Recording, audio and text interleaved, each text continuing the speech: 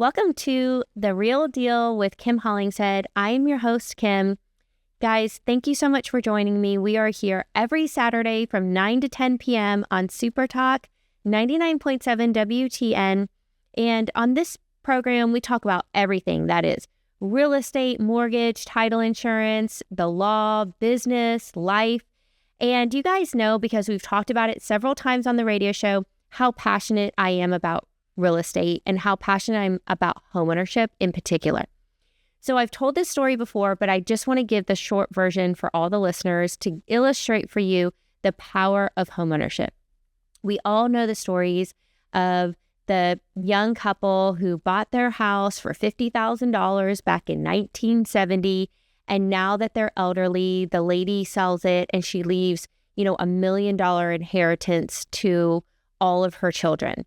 Those are very powerful stories. But, I don't know about you guys, but I want to be able to live my life and benefit from my own decisions. Not everything I do is about leaving something for the next generation. So, I want to tell this story about my sister. She bought her very first home for like $120,000. She took that money just a few years later. She bought the house with zero money in. She did the THDA down payment assistance with an FHA loan, and I'm pretty sure she got her $500 earnest money back at the time too. So zero cash in. She's just making monthly mortgage payments, turns around and she buys in I think it was 2008 or 2009, she buys a foreclosure property during the Great Recession. And that property she purchased for not even $200,000.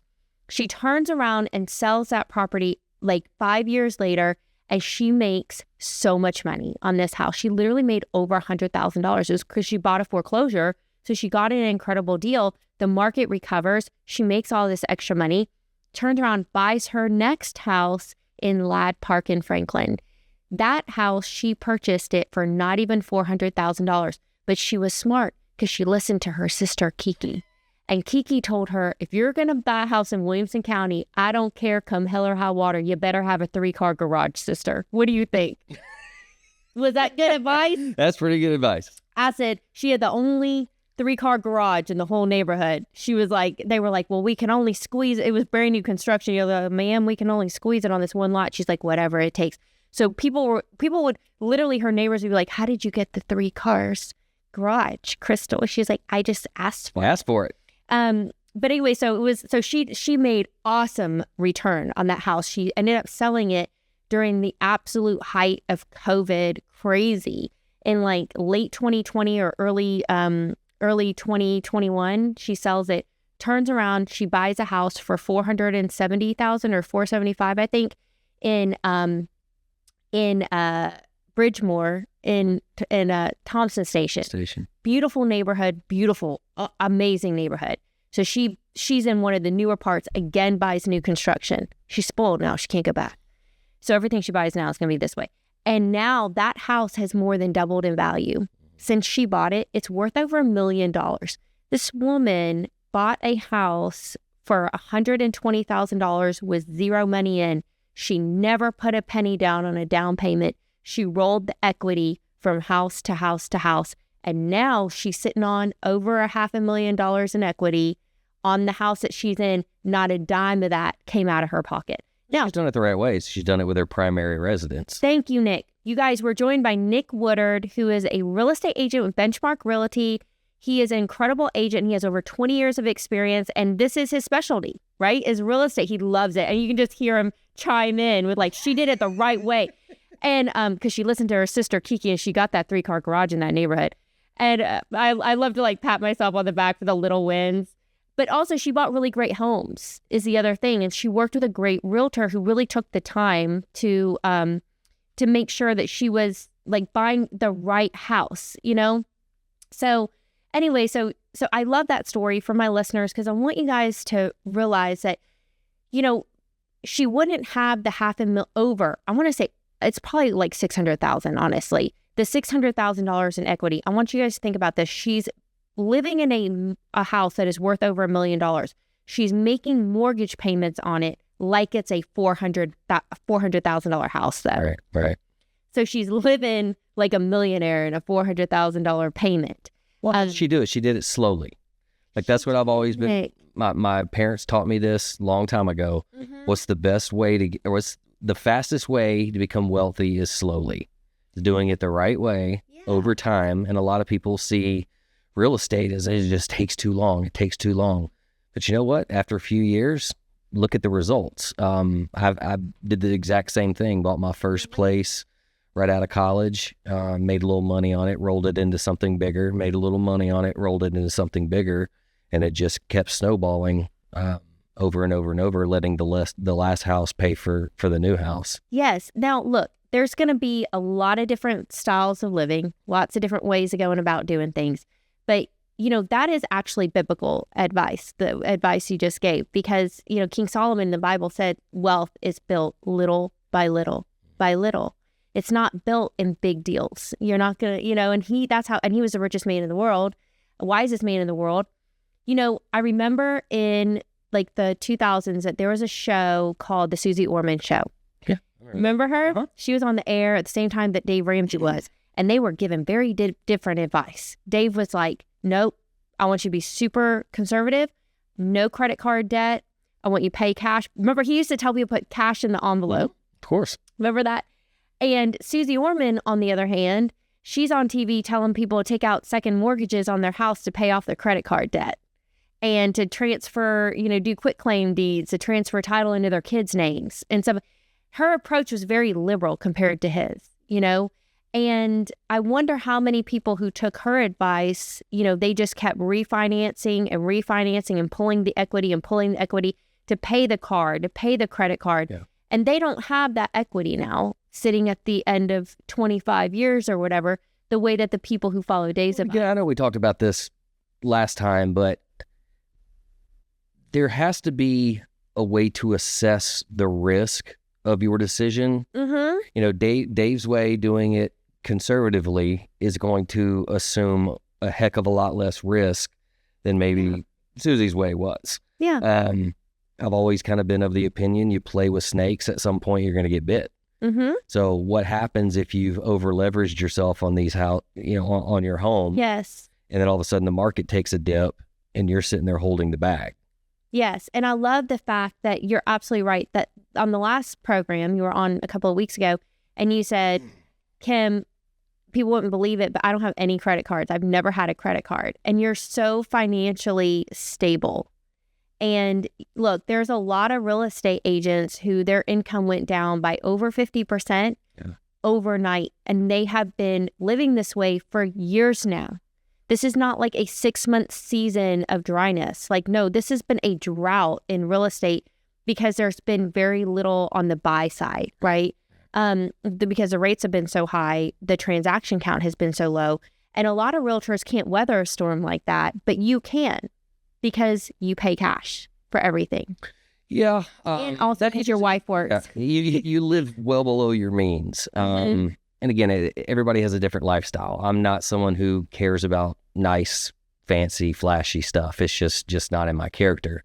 But I think it does come from my background and the way I was raised, of always being prepared, because what's going on right now is not going to stay that way, whether it's good or whether it's bad. Things are going to change.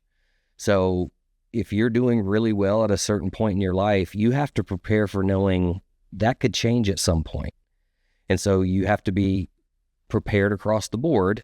When things are going really well, put money away, because there's going to be times when it's not going so well. Exactly. And this is bringing me to so we tell the story and we're going, but this is bringing me to my real question that I have for you.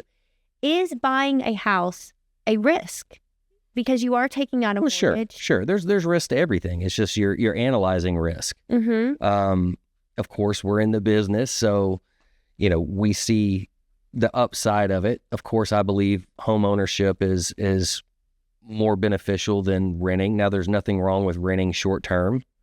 I would say rent short term before buying a house, knowing you're going to leave in 2 years.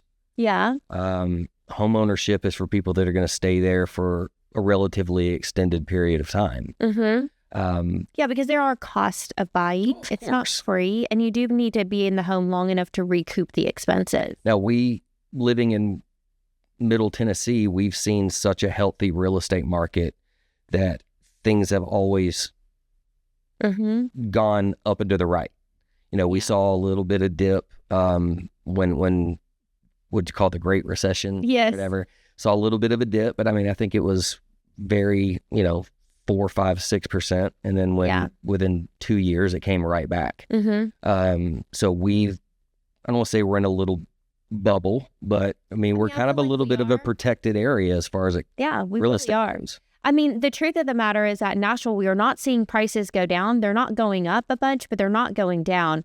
The thing is that houses are sitting in the market longer in Nashville than in any other real estate market in the entire country. It's just taking a little longer for houses to sell here. When we come back from the break, I want to touch on this point and really talk about what are some of the key things that sellers can do and that buyers can do to really take advantage of the slow market, and how you can kind of rise above everybody else and push the inventory when it feels like it's impossible to do so. You guys, you're listening to The Real Deal on Super Talk 99.7. We'll be right back. Okay, great.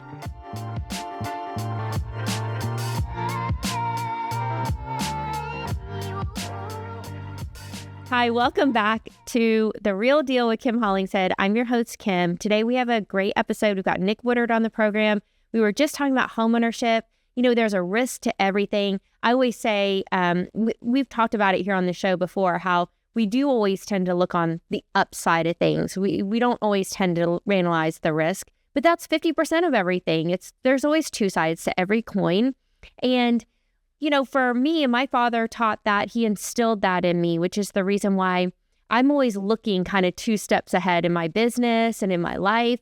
There are a lot of things that you can't account for. You got to control what you can, and then you got to just put the rest in God's hands.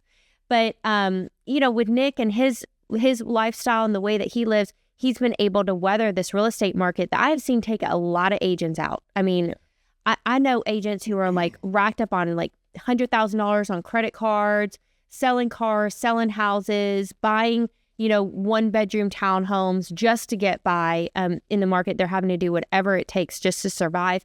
And Nick hasn't moved. He's still raising his kids. I think you're still doing dance and cheerleading and all the things. Expensive. All the things. They are expensive. And so, you're an amazing, incredible father. But I think you are. You really are. And also husband, by the way. Love you, Kat. So, but the reason why I bring that up is because I think discernment in today's world is one of the themes for me right now, which is making sure that I can see through the fog of everything that's out there, all the AI advice, all the, like we talk about, who do you listen to? Do you listen to Susie Orman? Do you listen to Dave Ramsey? But the advice that you give is straight out of the Bible, so we know that it's good, which is you build wealth little by little, slowly over time. And we look at people like my sister who are really disciplined, never tapped into that equity in her house. And now, no matter what, good times, bad times, no matter what, she can sell that house and she can put $600,000 in her pocket, if nothing else. Yeah. They will never be broke, and that security that they get to go to bed every single night with just that peace of mind of knowing that they're okay. There's such freedom in that. Yeah. That's why, it's difficult for me I become very close to clients, and, I've had a couple clients over the years that have probably purchased more than they should. Mm-hmm. And in my spirit, it's just, okay, I pray everything goes well. Yeah. Because it just, seeing what could happen if things go south and you've got 40% of your take home pay going towards a mortgage. I mean, that's wild. I couldn't sleep at night. No, I couldn't. No way. And I know my parents, they've paid their house off. They own it free and clear. I know yours do as well. My dad's done an incredible job. My dad is one of the coolest people. He was raised in a 1-room farmhouse in Texas as a little boy. Then they moved to New Mexico and raised so poor that they would hunt rabbits and squirrels and, kill them and eat them out in the woods. And, he has so many crazy stories about, He was a boxer when he was 14 years old. I mean, this is a rough guy, okay? Went into the military, rough dude. And I always tell him, I'm like, it's absolutely incredible to me that you put yourself through college. You earn 2 different degrees, one of them being in economics, which is the reason why I know very little about economics. But, and then every single one of his children has gone on, except my little brother, Jay. We're still waiting on him, but everybody else, he's the smartest one too. Everyone else has an undergraduate degree and also some kind of master's or PhD. Every one of the 6 kids, all of them. So my dad was the first person to ever go to college, and all of his children are college educated, and Jay's going to do it. He's going to get his master's. They'll all have their post-grad education. So those are the values that he instilled in us. And now watching him, he's in his 70s. My mother is in, her 60s, and to see the freedom that they have their retirement, their nest egg, their house is paid off, and looking at the way that he did that, coming from a 1-room farmhouse. Yeah, my folks are the exact same way. Dad jokingly told me the other day, he said, "Hey, I've got one of the rarest houses in Brentwood." I was like, "Really? What's that?" And he said, "Paid for." I said, "Yeah, but you also paid $160,000 for it in 1988. Yeah, so dude. It's changed a little bit, but he did it the right way. Absolutely, and that's kind of how he's raised us, is just live below your means. They're at an age now where we as their kids can see the fruits of their labor. They travel on vacation all the time. They basically do whatever they want to do. Yeah. They took me, my brother, my sister, and all our spouses on an Alaskan cruise last summer. Well, that's sweet. It was one of those, like, we didn't do a whole lot of that growing up. We didn't really go on a lot of vacations. Mm-hmm. And, they put themselves in a position to be okay now to be able to do it. Yes. So you feel like you're living without for a lot of the time, but you have to realize you're preparing for a better future. Yes, you have to, because we live in a world now where it's not like, we have, as an older person, you just don't know how long you're going to live now. There's no, especially with AI, we literally don't know. So this is so interesting because there's a lot of people who have this wisdom where they're like, if you're young, you should rent, you shouldn't buy. Yeah. What do you think about that? Well, you know what? Wait, hold on. Answer that when we come back from the break. It's going to be a long-winded question. Because I'm going to tell you, what we're talking about here is we're talking about homeownership. We're talking about people who are in their 60s and 70s now, who they don't have to worry about anything except property taxes, homeowners insurance, and HOA dues. And if they live in, probably your parents don't have HOA, but like, we're talking about they can cover that using their Social Security payments if they needed to.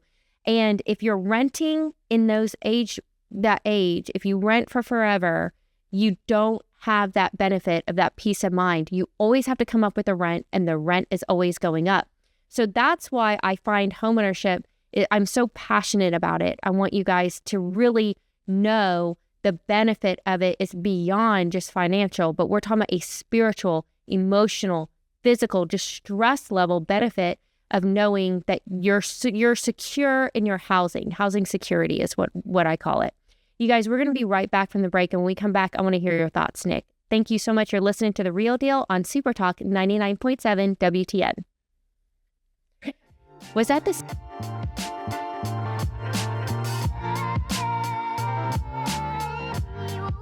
What?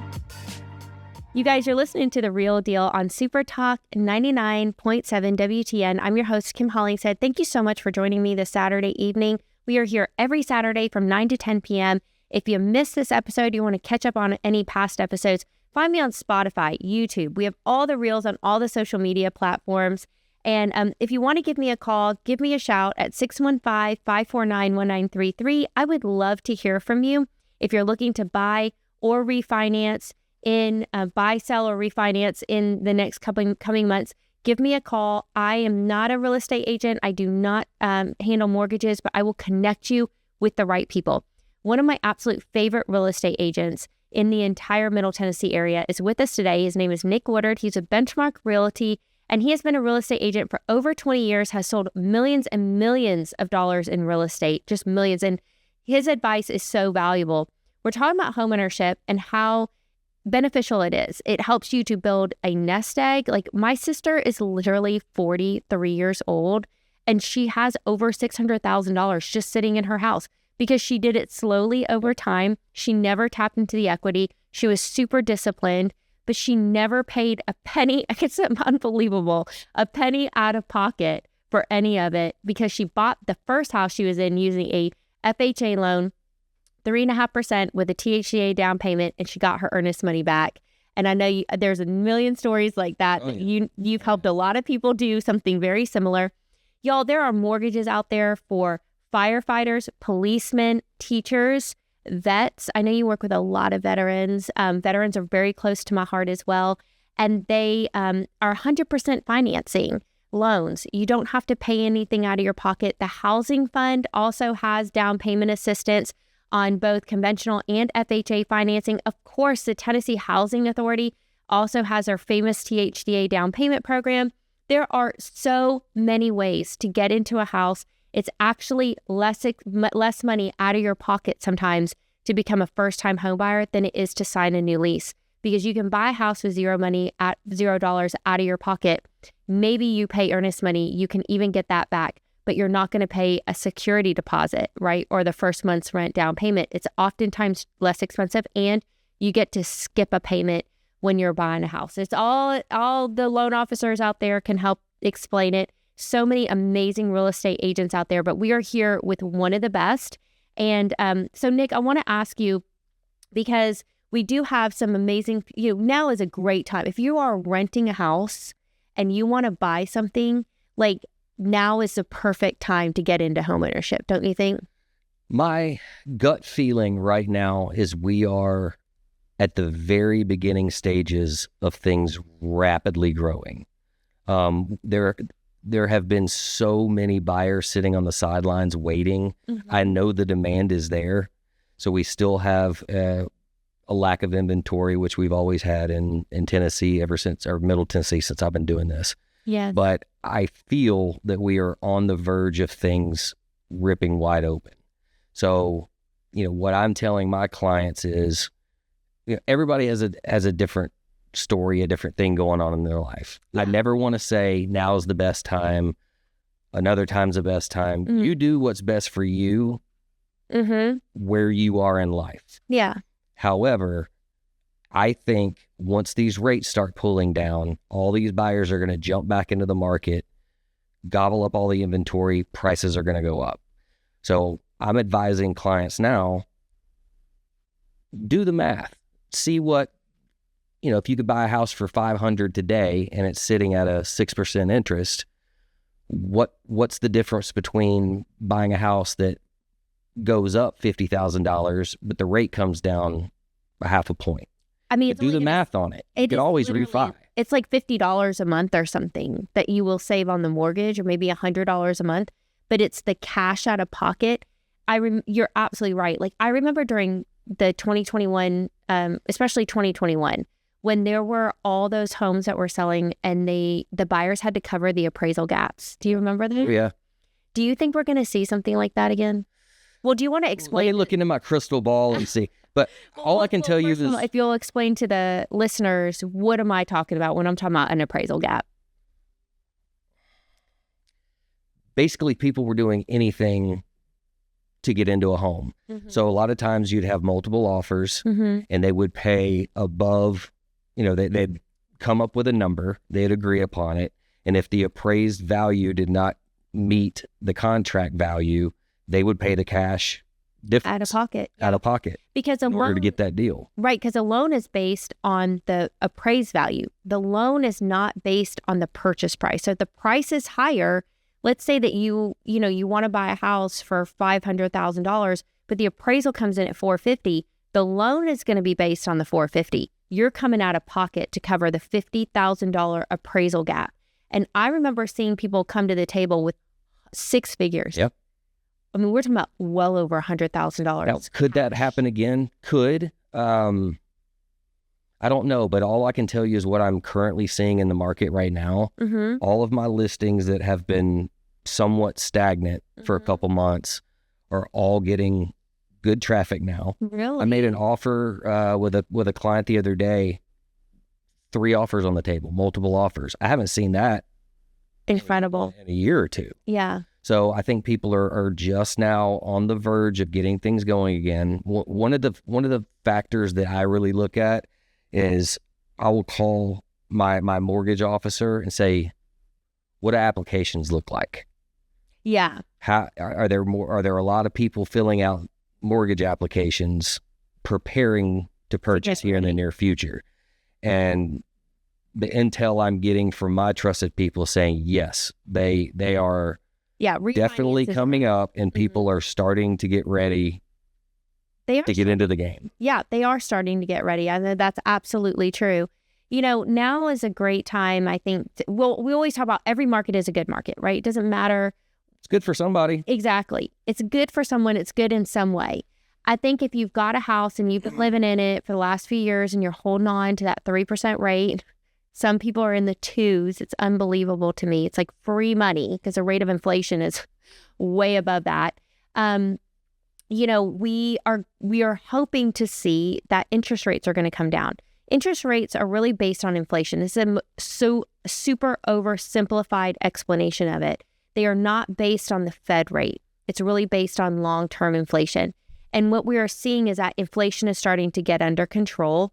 I think we're seeing President Trump, oh my goodness, he came out like a few days ago or a couple weeks ago, and he said that he wanted to give every American $2,000 back from the money that he's getting off the tariffs, and he wants to give it back to them in their tax return. Please don't. We don't need any more inflation, President Trump. That's a great idea. Okay, love it. But we want inflation to come down. That would just inject more capital into market, make prices even higher. We are just now feeling good again. Please, the people in the real estate market are like, that didn't work last time. So. Yeah, please, can we not? Sell some real estate. So, but I agree with you. I think in the back half, I would say like in the last 3 months, maybe 6 months of 2026, but probably the last quarter of 2026, we're really going to see a big difference, okay? We're really going to see rates well in the 5s, not, at 5.9, like what some people are saying. I think that's kind of the healthy range you want to be. Where we should be. Back when things were in 2s and 3s. It's unhealthy. That's unsustainable. It's unsustainable. It led to the inflation that we're at now, right? They had to do what they had to do. The entire world was grinding to a halt. And they were afraid of the entire global economy crashing. So I understand why they did it. I do feel, and I remember, my late friend Richard and I were in a taxi cab, and I'll never forget this. We were in a taxi cab. I want to say it was like the end of 2022 or the early 2023. And I said to him, I wish the Fed would just rip the Band-Aid. They have got to raise rates. This just barely raising rates a little bit at a time. This is just prolonging the problem. And he thought I was crazy at the time. And right before he passed away, he was like, well, I have to tell you, I think maybe you were right about that one. And I was like, just saying. But yes, there's a happy balance in there somewhere. There is. We just have to find it. Exactly. Nobody has a crystal ball, like you were saying. We are doing the best that we can. But this is a situation that we find ourselves in where, yes, 6% is a healthy rate for today's economy of where we are. Anything lower would be unhealthy for the economy. Anything higher is unhealthy. We are right in the sweet spot. So, but hopefully inflation continues to improve and we will see rates continue to come down very slowly over 2026. Now, when it comes to listing your house, though, we hear this all the time. There's no inventory. The problem is there's no inventory. The problem is there's no buyers. You've got inventory. It's on the market. People are holding back because they're afraid of interest rates. So what are some of the things that you want to advise people who are getting ready to list or who are listing a home? Like if someone wanted to call you, what is the advice that you have to set a listing up for success in today's market? So it always goes back to, you can't do anything about location. It's price and condition. So your home needs to be completely ready for market. Do not have any repairs that need to be done. Don't have anything, unsightly that stands out to buyers, because with far less buyers, you don't want to give the ones that are in your home reason to not like your home. Yeah. Online marketing now is huge. I mean, you do a ton of that. Absolutely massive. So your agent has to be able to use social media and online marketing to get your property in front of people. I spend a lot of time and money on video, drones, creating reels, stuff like that. You know, I really didn't want to get involved in the social media side of real estate. I thought it was kind of stupid. But, you know, then you start to see results and you're like, okay, this is getting a lot of eyeballs. Yeah. So that is very, very important. And it's also, you have to price where the market is going, not exactly where the market is. So a lot of people try to play the, you know, let's list it high and let it come down. Well, you're going to be sitting on the market. Days on the market now are a lot longer than they were, you know, a couple years ago. And so what I'm telling my clients that are sellers is, okay, you have to be patient now. Yes. You know, the whole being under contract in a week, sure, it can happen, but that's not the standard now. No. And for my buyers, they'll be like, oh my gosh, that house has been on the market for 60 days. What's wrong with it? I'm like, nothing. That's where we're at now. Yeah. It takes a lot longer. And this whole, you know, throwing a sign in the yard and the house being gobbled up like it was 4 or 5 years ago, that's gone. Yeah. So you just have to have your house in top shape. You have to present it and market it to get in front of as many people as possible, and then just let the numbers do what numbers do. You have to try.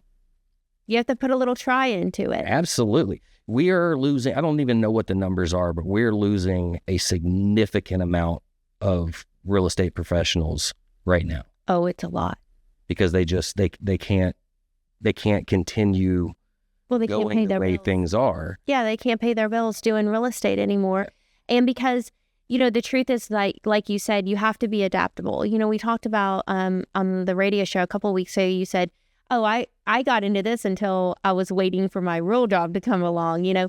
But you are one of the most adaptable people, and you're also very creative with your social media content. And because you're plugged into the entertainment community. So I think that helps you as well. And you put a lot of time and effort into your podcast, and your podcast helps to feed your real estate business and also help market the properties that you're in. I think that has a huge part to do with it. A lot of people don't understand this. So right now, we're all fighting for attention. So I have a podcast where I interview local Nashville people. Doesn't have a lot to do with real estate. It's just great friends of mine and people that I know that are have very, very cool lifestyles. I have them on, let them tell their story. That brings attention to me. And therefore, now I have my videos for properties, you know, all the stuff I've done for my properties. So they may be coming to see me for another reason. And then now my clients' properties are in front of those people, and they're sharing it and they're passing it on. And you have an amazing email distribution list as well. So when we're talking about like, you have to try, like you put all the pieces together, like you absolutely follow through on your marketing plan. I watch it in real time. And there's not a lot of agents that I know who are as consistent as you are when it comes to the marketing. So when we come back from the break, I want to continue on with this topic, you guys, because this is so important. I know that I have a lot of listeners who are looking to buy or sell in 2026, maybe 2027, getting ready. And you want to make sure that you're working with the right professional, because if you work with the wrong person, it can actually cost you thousands of dollars.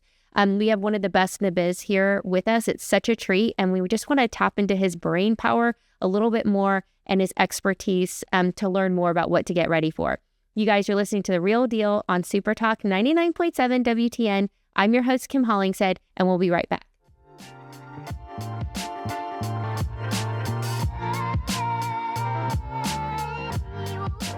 It was wild. 3, 2, 1. Welcome back to The Real Deal. I'm your host, Kim Hollingshead, and today we have Nick Woodard with us. I am tapping into his brain to learn all the tips and tricks for getting our houses ready to list on the market in 2026, because we both agree that it's going to be a much better season for listings.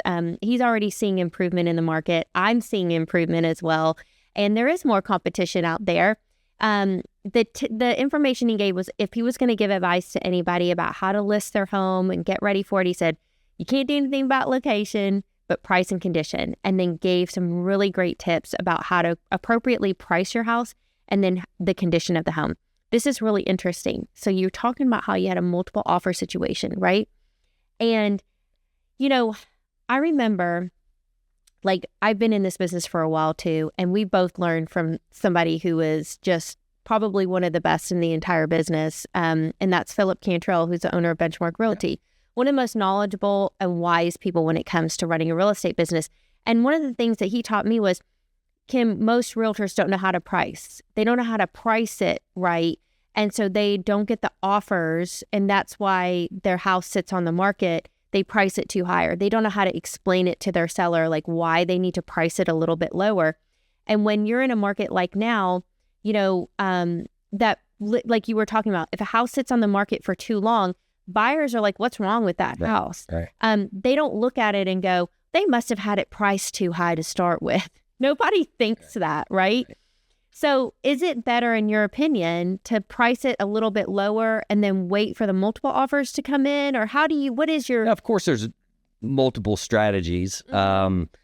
However, pricing it way too high and then being flexible is never a successful strategy. Right. Now, the theory, of course, what you're talking about is price it just below market value, so it's a deal for somebody. Right. And you're going to have multiple buyers come in, compete for that one property, therefore driving the price up. That's the thought. But now, there of course, there's risk in that as well. Right. But I tell clients all the time, I was like, just because an offer comes in doesn't mean you got to take it. Well, and then also now you don't have to pay the selling agent commission. So we always have that as a negotiating tool, to help with the improvement on the selling. Make sure, we don't let people think you don't have to pay that. Now it's all negotiable now. Yes, it's all. So now it just becomes a part of the contract. Mm-hmm. So if your buyer representative requires a 3% commission, you have that decision on the front end when you first start working with them of who pays me. Right. Is it the client, or do you give me permission to write into whatever contract, we pursue my commission in the bed of that contract? Mm-hmm. I mean, it's like 6 or 1/2 dozen. I mean, we have made this whole commission thing such just a whole confusing thing that it doesn't have to be. Yeah, it's so true. And it didn't solve the now problem. I don't even think they're saying they may go back and take it away. And you're like, after all this we went through, trying to explain this to people. It's because it didn't solve the problem. No. I mean, at the end of the day, that wasn't the source of the problem. Yeah, it just is what it is. So, so this is interesting because I always talk about how when you're working with a real estate agent, it's so important the team that they work with.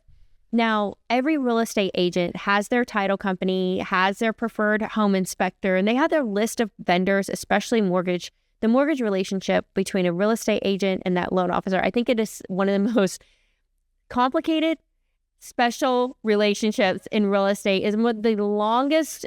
You guys work together with a buyer, sometimes for a year. You're stuck with each other, and real estate agents really know the loan officers who are creative, who are smart, who know how to get that financing done. Because, just like... we dealt with a lot of the bad ones. Because weeded them out. Exactly. Some of them are just like order takers and they don't know how to actually get a loan through. And also it's like when they work with a team, then they're able to do things like offer incentives. And I know that you work with a team of people who offer listing incentives. And is it, I think on your team's offering up to 1% of the loan amount towards a credit. So that credit can be used towards a rate buy down or closing cost, anything really to help buy down the cost of the loan. Yeah, it is. It's basically a great incentive to bring attention to that property. Right. So if I can market that incentive to potential buyers for that property, hey, if you want to give my lender a shot at your business, there's this incentive involved in it. And so that's bringing more attention and more traffic to that particular property. It's like, buy this house, you're going to get 1% towards the closing costs. Well, and just so people know, there's no I'm not getting paid on the back end or anything. Right. Yeah, there's no, funny business going on. I have narrowed down the people that I trust, Mm-hmm. and I send all my clients to the same people. So they know as long as I take care of Nick's clients, Yes. he's going to continue to bring me more and more and more. So Yeah. that's why your relationship with these people is so important. Yes, it's so important. And, it really helps to make the listing stand out so that the listing gets, picked. Because here's the thing, it's like buyers are going to scroll through the pictures on the listings and they're going to see the one picture comes up that says, hey, this house comes with a 1% cash credit towards your discount points or your closing costs. That's a huge incentive for them to choose that listing over another listing. And you would be absolutely surprised at how few of the listings on the market today even offer an incentive. And not every real estate agent or mortgage loan officer has as close of a relationship with each other that they're able to offer something like that on listings. So if you're interested in working with a listing agent who really knows how to price, how to present your home, and then works with a team to offer this 1% cash back, how do people get in touch with you to do this? Yeah, well, you can check out my website. It's nickwoodard.com. Give me a call, 615-566-9839. Also, socials, Instagram is at Nick Woodard Realtor, and I have a podcast, the 615 Podcast. So I love the podcast. touch base with me, multiple ways. You guys go back and listen to Nick's podcast on the one that I was on, because you're going to hear the story. She did me dirty. She did me dirty. The greatest prank ever played. It took over 2 years. I have the patience to see something through to the end. You invested in that one heavily, and I enjoyed it. Yeah, I really did. You got me good on that one. And the reveal of the prank to you was also the best reveal ever. He was absolutely floored. So go back, find 615 Podcast, listen to the episode, find him on social media. We're going to post it. Definitely have some clips out there of us laughing and talking about the greatest prank. You deserved it, though. I still can't get over it. You deserved it. That was a methodical, evil genius. Just respect. So you guys, thank you so much for joining us. Nick, thank you for being here. I cannot. Thanks, Kim. This was great. I just really appreciate you so much. You're just honestly like one of the best realtors out there. I mean, this is what you're going to get when you work with Nick. He's going to be real with you. He's going to be calm. He's not going to get rattled. You can tell this guy, there's not a lot out there that's seen it all. Rattle his cage. Seen it all. And he's actually one of the best negotiators. I mean, he knows how to negotiate a contract, which when you are working with a real estate agent is so important. And obviously, if you're getting multiple offers right now in this market, you know how to price a house, you know how to get it sold.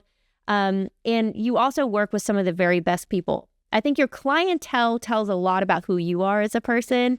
And your clientele they're just the best people. They're so nice. And you're friends with all of them, which is crazy. Like you're still friends with them. So you guys, thank you so much for joining us this Saturday night.